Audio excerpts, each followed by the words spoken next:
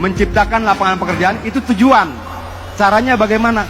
Bangun jalan, bangun bandara, bangun pelabuhan, bangun segala macam infrastruktur untuk menciptakan lapangan pekerjaan. Dari tadi kita bicara tujuan.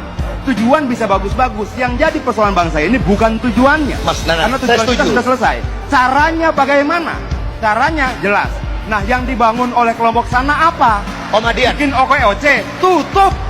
Oke. Bikin apa? Nggak ada. Kalau kemudian cuma menggerutu terus, tanpa memberikan solusi, itu bukan oposisi yang membangun. Itu oposisi yang tidak membangun apa-apa selain kebencian di rakyatnya sendiri.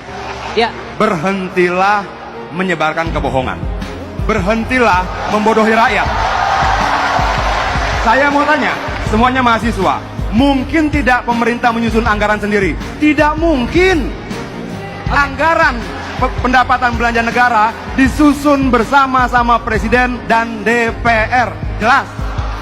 Jangan kemudian cuma menyalahkan pemerintah, tapi partainya di DPR menyetujui anggaran-anggaran itu. Ayo kita bicara soal hutang.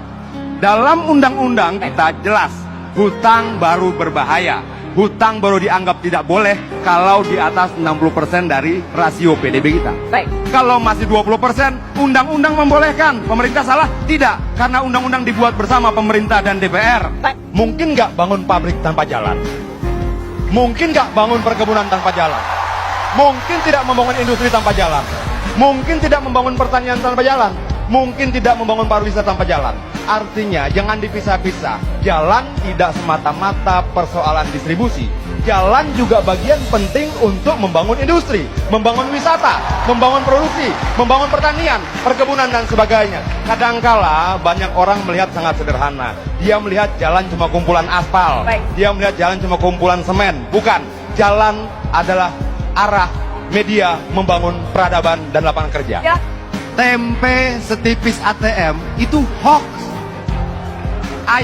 Nasi ayam lebih mahal di Jakarta daripada Singapura itu hoax.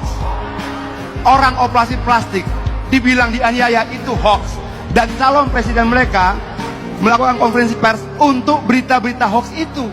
Bagaimana mungkin kita bisa menuntut komitmen sementara mereka sudah melakukan hoax itu sendiri di media massa secara terbuka? Baik. Menurut saya, kalau kita mau memberantas hoax, kita harus secara jujur berani katakan siapa yang kemudian mengelola hoax. Dan itu